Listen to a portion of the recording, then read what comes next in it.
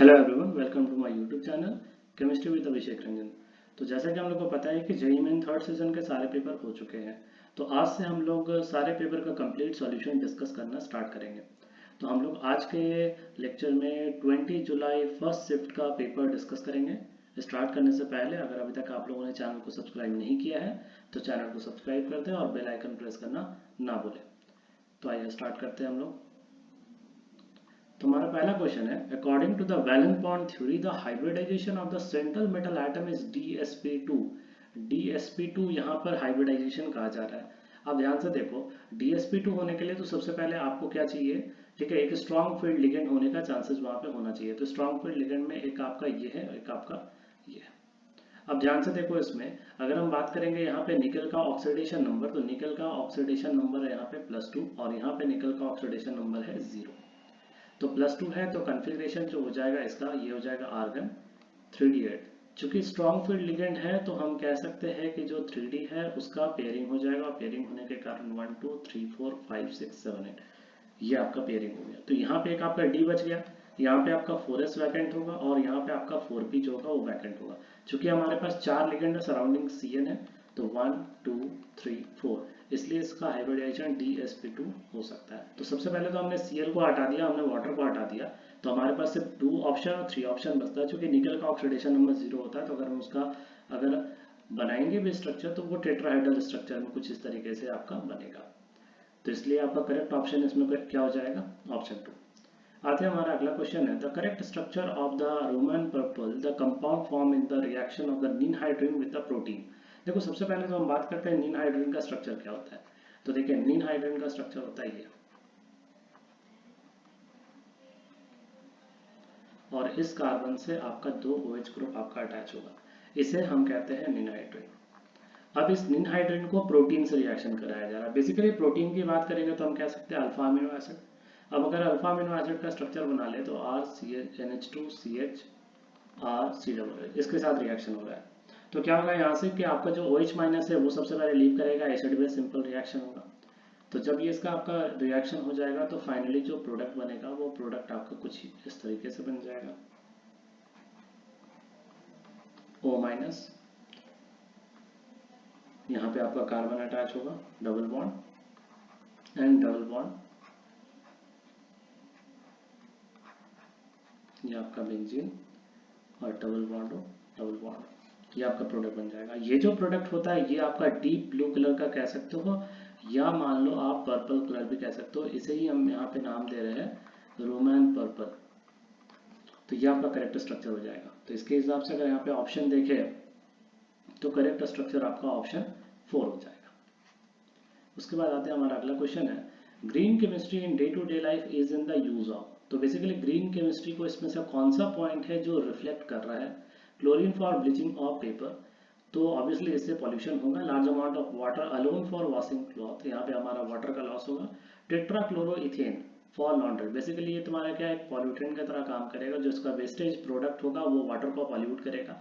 Liquefied CO2 for dry cleaning of clothes, तो हम यहाँ पे कह सकते हैं क्योंकि हमारा यहाँ पे वाटर भी सेव हो रहा है प्लस जो कार्बन डाइऑक्साइड है उसे हम यूटिलाइज भी कर पा रहे हैं। तो इसके बेसिस पे हम कह सकते हैं जो हमारा करेक्ट ऑप्शन है वो आपका ऑप्शन हो जाएगा 4।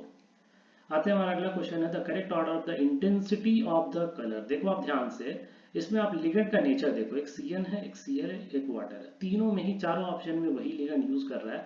तो आप सिंपली सबसे पहले तो आप बात कर लो कि भाई स्ट्रेंथ ऑफ लिगेंड जो है वो क्या है, स्ट्रेंथ ऑफ लिगेंड्स। तो पहले स्ट्रेंथ ऑफ लिगेंड्स की बात करते हैं। स्ट्रेंथ ऑफ लिगेंड की बात करेंगे तो हमें पता है Cn- सबसे स्ट्रॉन्ग फील्ड लिगेंड होगा।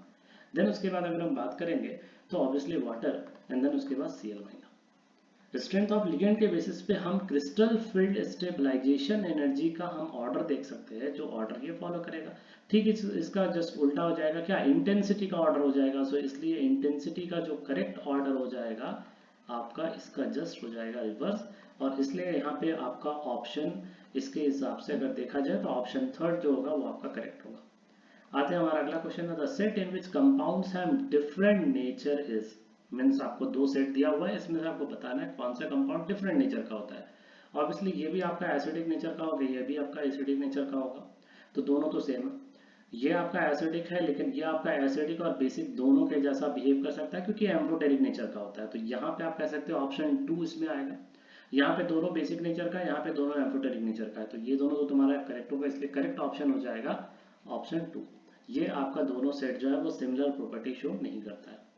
हमारा अगला क्वेश्चन है the species given below that does not show disproportionation reaction. Simple सा कॉन्सेप्ट है, अगर हम चाहते हैं कि तुम्हारा डिस्प्रोपोर्शनेशन रिएक्शन हो तो उसके लिए जो प्राइमरी कंडीशन होता है वो ये होता है कि आपका किसी भी एलिमेंट का ऑक्सीडेशन नंबर, सपोज अगर मिनिमम ऑक्सीडेशन नंबर अगर -2 है और अगर मैक्सिमम ऑक्सीडेशन अगर उसका +5 है, तो अगर मेटल या कोई भी एलिमेंट अगर +5 में और -2 में है तो वो कभी भी डिस्प्रोपोर्शनिएट नहीं कर पाएगा, क्योंकि डिस्प्रोपोर्शनिएशन का मतलब होता है कि वो ऑक्सीडाइज भी हो जाए और वो साथ ही साथ तुम्हारा रिड्यूस भी हो जाए।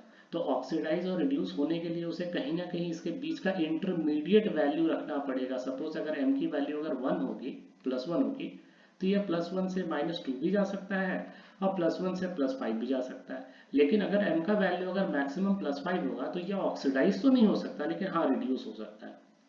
तो डिस्प्रोपोर्शनेशन के लिए प्राइमरी कंडीशन आप कह सकते हो कि जो मैक्सिमम मिनिमम ऑक्सीडेशन स्टेट का रेंज होगा उसका तुम्हारा ऑक्सीडेशन स्टेट का जो वैल्यू होना चाहिए वो समहाउ उसके बीच में इंटरमीडिएट वैल्यू में लाई करना चाहिए। ये प्राइमरी कंडीशन है। तो हम लोग यहाँ पे सभी का ऑक्सीडेशन नंबर देख ले। ब्रोमीन है तो ब्रोमीन का ऑक्सीडेशन नंबर -1 to +7 वेरी करता है। तो आप देख लेंगे कि किसमें इसके बीच का इंटरमीडिएट वैल्यू जो है वो तुम्हारा एग्जिस्ट कर रहा है। तो यहाँ पे ब्रोमीन का आपका +7 है। यहाँ पे आपका ब्रोमीन की बात कर लेंगे तो ये आपका मान लो ब्रोमीन X है, तो यहाँ पे आपका हो जाएगा तुम्हारा इसमें प्लस स्टेट में आ जाएगा। जैसे मान लो कि ब्रोमीन का X मान लेते हैं -2 = -1, तो +1 स्टेट में आ जाएगा। उसी तरह से आपका +5 स्टेट में आ जाएगा और ये आपका हो जाएगा +3 स्टेट में। अब देखो कि कौन इंटरमीडिएट में है कौन, तो यहाँ पे देख लो ये मैक्सिमम स्टेट में है Br, तो ये फर्दर ऑक्सीडाइज नहीं हो सकता, इसलिए करेक्ट ऑप्शन क्या हो जाएगा 1। आते हैं हमारा अगला सवाल है given below are the two statement, one is labelled as assertion A. ठीक है, असर्शन ए कहा जा रहा है sharp glass edge becomes smooth on heating it up to its melting point. Obviously glass जो है अमरफस सॉलिड है, उसे हिट करेंगे तुम्हारा तो उसके एज क्या होते जाएंगे, स्मूथ होते जाएंगे।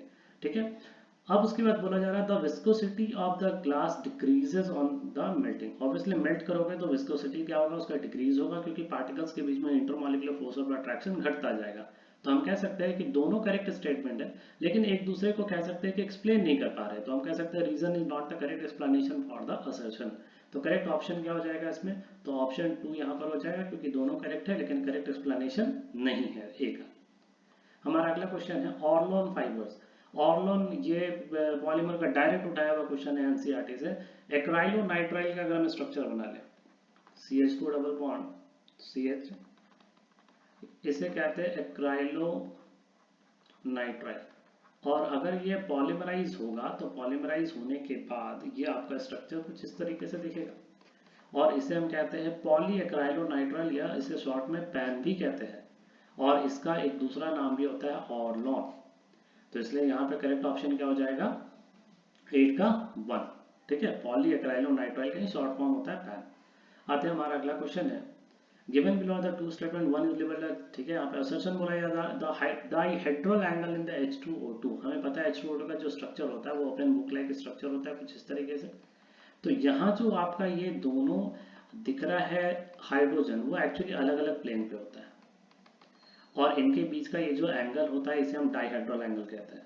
अब बोला जा रहा है कि ये गैसेस फॉर्म में कम है और सॉलिड स्टेट में ज्यादा है। ये तो बिल्कुल इनकरेक्ट है, क्योंकि गैसेस फॉर्म में जब इंटरमॉलिक्यूलर फोर्स ऑफ अट्रैक्शन इनके बीच में अगर कम हो जाएगा, इनके बीच में जो भी अट्रैक्शन हो रहा होगा, ये अट्रैक्शन अगर कम होता जाएगा तो डेफिनेटली ये एंगल बढ़ता जाएगा। तो डाइहेड्रल एंगल जो है वो गैसेस स्टेट में ज्यादा होना चाहिए। तो जो असर्शन है वो तो आपका इनकरेक्ट हो गया। अब तो बोला जा रहा था change in the dihedral angle in the solid and the gases phase is due to the difference in the intermolecular forces. बिल्कुल सही है, ये स्टेटमेंट तो करेक्ट है, क्योंकि जो डिफरेंस आ रहा है, सपोज सॉलिड स्टेट है तो सॉलिड स्टेट में इनके बीच में फोर्स ऑफ अट्रैक्शन काफी ज्यादा होगा तो ये और पास आ जाएगा, तो बॉन्ड एंगल कम हो जाएगा, डायहेड्रल एंगल कम हो जाएगा और गैसेस फेज में यही एंगल क्या हो जाएगा, ज्यादा हो जाएगा। तो असर्शन ए तो इनकरेक्ट है और रीजन आपका क्या हो जाएगा, करेक्ट हो जाएगा। इसलिए आपका यहाँ पे कह सकते हैं करेक्ट जो ऑप्शन होगा ऑप्शन 4 होगा। आइए हमारा अगला क्वेश्चन है, chemical nature of the nitrogen oxide compound obtained from a reaction of concentrated nitric acid with P4O10। Standard reaction है P4O10 प्लस HNO3। जब ये रिएक्शन करेगा तो आपका N2O5 और साथ में आपका HPO3, तो N2O5 नाइट्रोजन का ऑक्सीडेशन स्टेट यहाँ पे +5 और ये कैसा नेचर का होता है, एसिडिक ऑक्साइड होता है, इसलिए correct option 1। An inorganic compound X on treatment with concentrated H2SO4 produces brown fumes and dark brown ring with FeSO4। तो मतलब ये कि ब्राउन रिंग टेस्ट दे रहा है, ब्राउन रिंग टेस्ट होने के लिए नाइट्राइट होना जरूरी है, तो भाई सभी का नाइट्रेट दिया हुआ, मतलब कि पहला कंडीशन तो फुलफिल है, सभी ने नाइट्रेट लिया हुआ है। अगला तो इसमें नाइट्रेट में एक आपका ऑप्शन 2 को डिस्कार्ड कर सकते हो, क्योंकि ये तुम्हारा NO2 माइनस आयन है, बाकी सब में NO3 नाइट्रेट आयन है, तो ब्राउन रिंग टेस्ट पॉजिटिव दे रहा है, तो नाइट्रेट आयन होना जरूरी है। अगला कंडीशन देखो, also compound X gives precipitate Y when its solution in dilute HCl is treated with H2S। तो प्रेसिपिटेट दे रहा है और बोला जा रहा है अगर उस प्रेसिपिटेट को फर्दर HNO3 और NH4OH से कराएंगे तो वो डीप ब्लू कलर्ड सॉल्यूशन देगा। तो क्या इसका रिएक्शन हो सकता है, तो देखो सिंपल सा बात है, अगर मान लेते हैं हम बात करेंगे तुम्हारा कॉपर का एग्जांपल ले लें, ठीक है, कॉपर का एग्जांपल ले लें, तो कॉपर को अगर हम अमोनियम हाइड्रोक्साइड के साथ अगर हम एक्सेस में रिएक्शन कराते हैं तो CuNH3 होल 4 प्लस 2, और ये क्या होता है, डीप ब्लू कलर्ड सॉल्यूशन होता है, ये और कोई कंडीशन यहाँ पे फुलफिल नहीं कर रहा है, तो कॉपर को तो इजीली सेलेक्ट कर सकते हो। साथ ही साथ दूसरा रिएक्शन कॉपर 2 प्लस अगर H2S जिसमें HCl लिया जा रहा है, तो ये आपका Cu2S जो कि आपका ब्लैक कलर का प्रेसिपिटेट आपका फॉर्म करता है, तो करेक्ट ऑप्शन इसमें कौन हो जाएगा, आपका CuNO3 होल ट्वाइस यानी कॉपर नाइट्रेट। आते हैं हमारा अगला क्वेश्चन है, among the given species are resonance stabilized carbocations are, तो ऑब्वियसली यहाँ देख लो पॉजिटिव चार्ज है एंड देन पाई सिग्मा, तो ये स्टेबलाइज्ड है, पॉजिटिव चार्ज पाई, यहाँ पे आपका सिग्मा और उसके बाद यहाँ पर आपका पाई, तो इसलिए आप कह सकते हो ये भी रेजोनेंस स्टेबलाइज्ड है, लेकिन ये तो नहीं होगा, पाई सिग्मा सिग्मा हो जाएगा, तो ये तो रेजोनेंस स्टेबलाइज नहीं है। सिमिलरली यहाँ पर आपका पाई और यहीं पे पॉजिटिव चार्ज है, इसलिए यहाँ पर भी पॉजिटिव चार्ज जो है वो रेजोनेंस स्टेबलाइज्ड नहीं है। सो करेक्ट ऑप्शन क्या हो जाएगा, A and B, so option 3 यहाँ पे करेक्ट होगा। आते हैं हमारा अगला सवाल है, S block element reacts with oxygen to form an oxide of the formula MO2। The oxide is pale yellow in colour and paramagnetic, the element M is, तो ऑब्वियसली ये तो स्टैंडर्ड ऐसा आपका क्वेश्चन है एस ब्लॉक का, जिसमें KO2 होता है, जिसमें आपका K प्लस और O2 माइनस सुपर ऑक्साइड बनाता है, क्योंकि इसके पास 17 इलेक्ट्रॉन है जो कि ऑड नंबर में है, इसलिए ये आपका कैसा बिहेवियर हो जाएगा, पैरामैग्नेटिक हो जाएगा, इसलिए जो KO2 होता है वो पैरामैग्नेटिक नेचर का होता है और ये तुम्हारा येलो कलर का भी होता है, तो करेक्ट ऑप्शन कौन हो जाएगा, ऑप्शन 4। आते हैं हमारा अगला सवाल है, in the given reaction 3 bromo 2 dimethyl butane, ठीक है, स्ट्रक्चर बना लिया जाए, यहाँ पे आपका ब्रोमीन और ये आपका 2,2 डाइमिथाइल, और इससे रिएक्शन कराया जा रहा है C2H5OH से, ठीक है, मेजर प्रोडक्ट क्या बनेगा, तो Br अगर यहाँ से लीव कर जाएगा तो यहाँ पे आपका बन जाएगा कार्बोकेटायन, और उसके बाद अगर रीअरेंजमेंट होगा 1,2 मिथाइल शिफ्ट करके, तो 1,2 मिथाइल शिफ्ट हो जाएगा, तो आपका यहाँ पे एक मिथाइल लग जाएगा और एक मिथाइल यहाँ पे पॉजिटिव चार्ज यहाँ आ गया। अब इस पे अटैक कर ले C2H5OH, या ऑक्सीजन का लोन पे अटैक किया, तो आपका यहाँ पे जो प्रोडक्ट बन जाएगा OC2H5, तो कह सकते हैं 2 इथॉक्सी और उसके बाद 2,3 डाइमिथाइल ब्यूटेन, तो ये आपका करेक्ट ऑप्शन कौन सा हो जाएगा, ऑप्शन 3। उसके बाद आते हैं हमारा अगला सवाल, the metal that can be purified economically by fractional distillation method. Fractional distillation method से हम लोग जिंक को प्योरीफाई करते हैं, मेटलर्जी का स्टैंडर्ड क्वेश्चन है ये, और ये जो जिंक है इसके जो इम्प्योरिटीज होते हैं और जिंक में, दोनों में तुम्हारा डिफरेंस काफी कम होता है बॉइलिंग पॉइंट का, और इसलिए इसे हम फ्रैक्शनल डिस्टिलेशन से सेपरेट करते हैं। बेसिकली जिंक में कैडमियम और मरकरी की इम्प्योरिटीज होती है, जिनका ऑलमोस्ट हम कह सकते हैं तुम्हारा जो बॉइलिंग पॉइंट में उतना ज़्यादा डिफरेंस नहीं होने के कारण हम लोग फ्रैक्शनल डिस्टिलेशन से प्योरिफिकेशन इसका करते हैं। सो करेक्ट ऑप्शन यहाँ पे क्या हो जाएगा, ऑप्शन 2 यानी कि जिंक। आते हैं हमारा अगला सवाल है, compound A is converted to B on reaction with, A को बोला जा रहा है जब हम CHCl3 से और KOH से, तो B में कन्वर्ट, और B एक टॉक्सिक गैस है, तो ये तो आप लोग इस रिएजेंट को देखकर ही पता कर सकते हो और इस टॉक्सिक गैस को देखकर पता कर सकते हो। डेफिनेटली यहाँ पर क्या बनाएगा, आइसोसाइनेट। आइसोसाइनेट कौन बनाता है, जो कि प्राइमरी अमाइन होता है यानी कि RNH2। तो RNH2 हो जाएगा और यहाँ पे आइसोनाइट्राइल कंपाउंड बन जाएगा। तो प्राइमरी अमाइन आइसोनाइट्राइल कंपाउंड हो जाएगा यहाँ पे। तो क्या हो जाएगा प्रोडक्ट आपका? Correct option option 3। आते हैं, हमारा अगला सवाल है, the condition given below are in the context of the observing Tyndall effect. Tyndall effect के बारे में बात हो रही है कोलाइडल सॉल्यूशन में। तो देखिए बच्चे, the diameter of the colloidal particle is comparable to the wavelength of the light used। बिल्कुल, अगर वहाँ पे टिंडल इफेक्ट ऑब्जर्व करना है तो डायमीटर जो होना चाहिए कोलाइडल पार्टिकल्स का, उनका तुम्हारा कह सकते हैं वेवलेंथ के कंपेरेबल होना चाहिए। कंपेरेबल होने के लिए कंडीशन इसलिए कि ताकि वो वहाँ से लाइट स्कैटर कर सके, उसका पाथ विजिबल हो सके। तो 17 का जो ऑप्शन ए है वो तो बिल्कुल करेक्ट है। The diameter of the colloidal particle is much smaller. अगर मच स्मॉलर होगा तो स्कैटरिंग ही नहीं होगा, पाथ विजिबल ही नहीं होगा, सो ऑप्शन बी डिस्कार्ड होगा। The diameter of the colloidal particle much larger than the wavelength of the light use. Much larger होगा तो स्कैटरिंग, अगर बहुत ज़्यादा ही साइज अगर बढ़ जाएगा तो वहाँ पर आपको जो पाथ होगा वो विजिबल नहीं होगा। ठीक है, तो हम कहेंगे टिंडल इफेक्ट ऑब्जर्व नहीं हो पाएगा, सी ऑप्शन डिस्कार्ड कर सकते हैं। The refractive indices of the dispersed phase and the dispersion medium are comparable। नहीं, अगर refractive index different होगा तभी वहाँ पे चांसेस है कि टिंडल इफेक्ट ऑब्जर्व हो पाएगा, इसलिए ये ऑप्शन तो कतई नहीं हो सकता। The disperse phase has a very different refractive index. देखिए वेरी डिफरेंट रिफ्रैक्टिव इंडेक्स की बात की गई है, तो ये ऑप्शन बिल्कुल करेक्ट होगा। सो ए और ई जो होगा ये स्टेटमेंट करेक्ट, इसलिए ऑप्शन 1 करेक्ट होगा। आते हैं, हमारा अगला सवाल है, identify the incorrect statement from the following. Amylose is a branched chain. Branch chain तो होता नहीं है। अमाइलोज जो होता है ये हम लोग को पता है कि स्टार्च के स्ट्रक्चर में हम लोगों ने पढ़ा था, अल्फा डी ग्लूकोज का लीनियर स्ट्रक्चर से बनता है, वहां पे ब्रांच नहीं होता है, इसलिए ऑप्शन ए जो होगा वो इनकरेक्ट हो जाएगा। Starch is a polymer of alpha D glucose, ये तो सही है। Beta glycosidic linkage makes cellulose polymer, ये भी सही है। Glycogen is called as animal starch, बिल्कुल सही है। सो इसलिए ऑप्शन 1 यहाँ पे करेक्ट होगा। उसके बाद आएंगे, अगला क्वेश्चन है, बोला जा रहा है Tollens reagent silver mirror test होना चाहिए। बेसिकली आपको अल्डिहाइड ढूंढना होगा, तो अल्डिहाइड होगा तो सिल्वर मिरर टेस्ट वो दे देगा। तो ऑप्शन ए तो आराम से देगा, तो 1 दे देगा। 2 क्या है, तो 2 आप ध्यान से देखो, इसको अगर आप टॉटोमराइज करोगे तो ये कीटोन बना लेगा, तो कीटोन तो नहीं देगा। ठीक है, उसके बाद इस क्वेश्चन की बात करेंगे, तो अगर हम इसे भी अगर हम मान लेते हैं टॉटोमराइज कर ले, तो टॉटोमराइज अगर हम इसे करते हैं तो क्या बन जाएगा, ये ध्यान से देखो CHO। तो मतलब ये कि ये भी आपका जो है वो इजीली दे देगा। उसके बाद है अगला क्वेश्चन आपका 4। तो 4 में यहाँ पे देखो OH है, तो ये बेसिकली क्या है, हम लोगों ने पढ़ा था हेमी एसिटल। तो ये हेमी एसिटल का फॉर्मेशन हो रहा है क्योंकि यहाँ पे एक H प्रेजेंट है, तो हेमी एसिटल है, तो ये इजीली एल्डिहाइड में कन्वर्ट हो सकता है, मतलब ये आपका टेस्ट पॉजिटिव देगा। तो एक ही हुआ इसमें ऑप्शन 2 जो आपका टॉलेंस टेस्ट नेगेटिव देगा, इसलिए यहाँ पे ओनली 2 यानी कि करेक्ट ऑप्शन 3 होगा। आइए, हमारा अगला सवाल है, यहाँ पे KMnO4H2SO4 और साथ में हिट है, तो जब हिट होगा तो एग्जॉस्टिव ऑक्सीडेशन हो जाएगा और क्या बना लेगा यहाँ पे, तो यहाँ पे जो आपका करेक्ट प्रोडक्ट यहाँ पे बनेगा वो आपका कुछ इस तरीके से बन जाएगा। देख लो बच्चे, डबल बॉन्ड OH और उसके बाद डबल बॉन्ड और OH, मतलब डाई कार्बोक्सिलिक एसिड। तो ए क्या हो जाएगा, डाई कार्बोक्सिलिक एसिड। और बी में देखो यहाँ पे 273 केल्विन, मतलब लो टेम्परेचर में, मतलब ये डाइल्यूट अल्कलाइन KMnO4 है, तो ये आपका बेयर्स रिएजेंट हो गया। तो बेयर्स रिएजेंट क्या करता है, सिन एडिशन करता है और डाइऑल का फॉर्मेशन करता है। सो अब देख लेते हैं क्या क्या बोला जा रहा है। Both compound A and B dicarboxylic acid, बिल्कुल गलत। Both compound A and B are diol, गलत।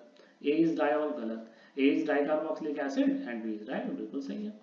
उसके बाद आते हैं, हमारा अगला क्वेश्चन है, the number of lone pair of electron in I3-, मतलब बहुत स्टैंडर्ड क्वेश्चन है ये। I3-, देखो पहले तो I3- का हाइब्रिडेशन पता कर ले, sp3d। अब I3- का हम लोग स्ट्रक्चर बना लेते हैं। तो भाई आपका I3- है, तो ये आपका 2 आयोडीन हो गया, और ये आपका एक लोन पेयर, दूसरा लोन पेयर और तीसरा लोन पेयर, और इस पे आपका नेगेटिव चार्ज। तो बेसिकली सेंट्रल एटम की बात कर लेंगे तो कितना हो गया आपके पास लोन पेयर, इसके पास 3 लोन पेयर। यही क्वेश्चन एक बार एडवांस में पूछा था, उसमें क्वेश्चन पूछ दिया था कि number of lone pair in I3-, तो ये तो सेंट्रल एटम का 3 हो गया, और इस आयोडीन भैया के पास भी 3 लोन पेयर होगा, और इस आयोडीन एटम के पास भी 3 लोन पेयर होगा, मतलब टोटल लोन पेयर 6 हो जाएगा। और सेंट्रल एटम का पूछेगा तो 3 हो जाएगा। यहाँ पर हमसे पूछा सेंट्रल एटम का, तो आंसर क्या हो जाएगा आपका 3। आते हैं, हमारा अगला सवाल है, 250 ml of 0.5 mNaOH। ठीक है भाई, NaOH को रिएक्शन कराया जा रहा है HCl के साथ, प्रोडक्ट बन जाएगा NaCl प्लस वाटर।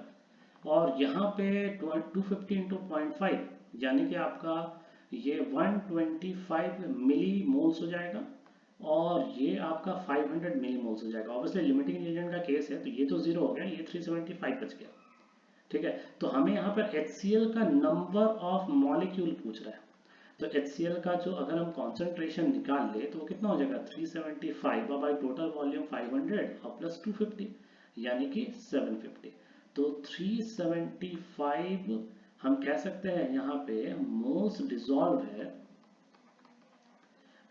है, ठीक है, 750 लीटर में। और अगर हम ml में बात करें, ठीक है, अगर हम यहाँ पर अगर हम ml के टर्म में बात करें तो ये एक्चुअली 750 ml है, तो ml के टर्म में इसे हम क्या लिख सकते हैं कि 0.375 मोल्स HCl जो है वो डिजॉल्व हो जाएगा 0.750 लीटर। तो यहाँ पे टोटल मोल्स पता चल गया, तो नंबर ऑफ मॉलिक्यूल्स क्या हो जाएगा, तो number of molecules will be equals to 0.375 into n Avogadro number, multiply कर देते हैं। तो 0.375 into 6.022 into 10 to the power 23, आप इसे सॉल्व कर लोगे तो आपका आंसर जो है वो आ जाएगा 226 इंटू 10 टू द पावर 21। ये मैं डायरेक्ट लिखा हुआ, ऐसे अप्रोक्सीमेशन में पॉइंट समथिंग कुछ आ जाएगा आपका, तो इसलिए करेक्ट आंसर क्या हो जाएगा आपका 226। अब आते हैं अगला क्वेश्चन था azimuthal quantum number for the valence electron of the gallium plus ion. ध्यान से देखो, गैलियम प्लस है, गैलियम नहीं है, यही सबसे बड़ा इसमें क्वेश्चन में कंफ्यूजन हो सकता था। तो गैलियम प्लस का सबसे पहले गैलियम का कन्फिग्रेशन कर लेते हैं। तो आउटर मोस्ट का कन्फिग्रेशन क्या हो जाएगा 4s2 एंड 4p1। अब गैलियम प्लस, तो एक इलेक्ट्रॉन बाहर निकाल दो तो क्या हो जाएगा 4s2। अब देखो ये हो गया आपका वैलेंस इलेक्ट्रॉन, तो वैलेंस इलेक्ट्रॉन ये हो गया। अब इसमें एजिमुथल क्वांटम नंबर क्या हो जाएगा 0, क्योंकि s ऑर्बिटल है, तो s ऑर्बिटल के लिए l की वैल्यू 0 हो जाएगी, इसलिए करेक्ट ऑप्शन क्या हो जाएगा आंसर 0। आते हैं हमारा अगला क्वेश्चन है the spin magnetic moment value of the COCN6। Okay, COCN6 4 minus cobalt पे हो जाएगा +2। कन्फिग्रेशन कर लेंगे तो नॉर्मली कोबाल्ट का कन्फिग्रेशन अगर हम करें तो कोबाल्ट का आपका कन्फिग्रेशन होता है, डायरेक्ट मैं कोबाल्ट +2 का कर रहा हूँ, आर्गन 3d7। अब 3d7 है, स्ट्रॉन्ग फील्ड लिगेंड है, पेयरिंग तो होगा डेफिनेटली। तो 1 2 3 4 5 6 7, एक आपका बच जाएगा यहाँ पे। अब ध्यान से देखो, यहाँ पर आपका नंबर ऑफ अनपेयर्ड इलेक्ट्रॉन 1 बच गया, तो मैग्नेटिक मोमेंट कितना हो जाएगा आपका 1 इंटू 1 प्लस 2 यानी कि आपका हो जाएगा √3, दैट इज 1.732। अगर नियरेस्ट इंटीजर में पूछेगा तो करेक्ट ऑप्शन यहाँ पे आंसर क्या हो जाएगा 2 बोर मैग्नेट्रॉन। उसके बाद अगला क्वेश्चन है 2SO2। अच्छा, इक्विलिब्रियम मिक्सचर में पार्शियल प्रेशर दे रखा है, ठीक है बच्चे, इक्विलिब्रियम कांस्टेंट निकालना है। तो इक्विलिब्रियम कांस्टेंट क्या लिखेंगे, partial pressure of SO3 to the power 2, partial pressure of SO2 to the power 2 and partial pressure of O2। अब इसमें बच्चों कहाँ पे आप लोगों ने गड़बड़ किया होगा, आप देखना समझो अच्छे से। आपने अगर इसका यूनिट नहीं दिया होगा ध्यान पे तो गड़बड़ हो गया होगा, आंसर नहीं आ रहा होगा। 530 पास्कल है, बाकी देखो सारा डाटा किलो पास्कल में, ठीक है। तो पार्शियल प्रेशर आपका SO3 का क्या हो जाएगा 43 टू द पावर 2। उसके बाद आपका ये हो जाएगा 45 टू द पावर 2 और ये हो जाएगा 0.53, ठीक है। अब उसके बाद अगर आप इसे सॉल्व कर लोगे तो ये आपका आ जाएगा 1.72, जिसे आप लिख सकते हैं 172 इंटू 10⁻²। सो करेक्ट आंसर क्या हो जाएगा आपका 172। आते हैं हमारा अगला सवाल है the number of nitrogen atom in the semi carbazone molecule of the acetone. देखो सबसे पहले तो ये हमारा एसीटोन हो गया। अब इसे सेमी कार्बाजाइड से हम रिएक्शन कराएंगे, तो ये हो गया आपका सेमी कार्बाजाइड, सेमी कार्बाजाइड। अब इस सेमी कार्बाजाइड से अपन जब रिएक्शन करा देते हैं तो हमारा प्रोडक्ट जो है वो कुछ इस तरीके से बन जाता है। अब आप देख लो, ये बन गया सेमी कार्बाजोन। अब आपको दिख ही रहा होगा कि कितना आपका नाइट्रोजन एटम है, 1 2 3। सो करेक्ट आंसर क्या हो जाएगा आपका 3। To synthesize 1 mole of 2 methyl propane two ol from ethyl ethanoate. Ethyl ethanoate का पहला स्ट्रक्चर बना लेते हैं, CH3 CH2 CO C2H5।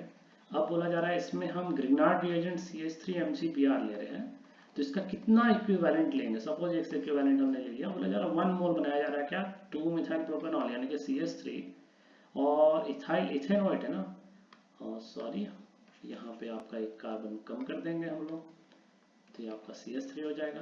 तो ये आपका स्ट्रक्चर हो रहा है कुछ तो ये हो गया आपका क्या, इसका नाम क्या हो गया आपका 2 मिथाइल प्रोपेनटोल। तो ये कैसे बनेगा, तो सबसे पहले CH3 का पार्शियल नेगेटिव जाएगा, ये बॉन्ड शिफ्ट करेगा, यहाँ से बाहर निकलेगा, हमारा पहला स्ट्रक्चर बन गया CH3COCH3।